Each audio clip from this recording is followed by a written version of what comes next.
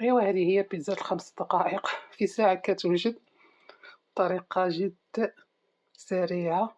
بالنسبة للعجين تناخد العجين تتكون جاهزة، الصلصة حتى هي جاهزة.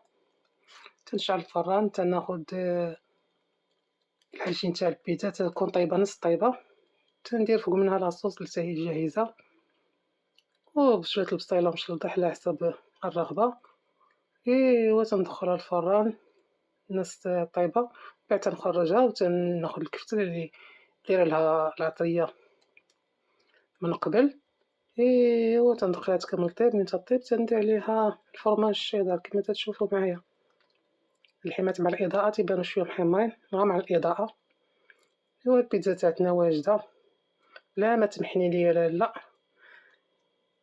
بيتزا تاع 5 دقائق في ساعة توجد وفي ساعة تطيب، والواحد بلا ما يمحن راسو يبقى يعجن ما تعجن عجينيني ما عجنوتلك. شتي العجين تتكون جاهزة طايبة غير نص طايبة.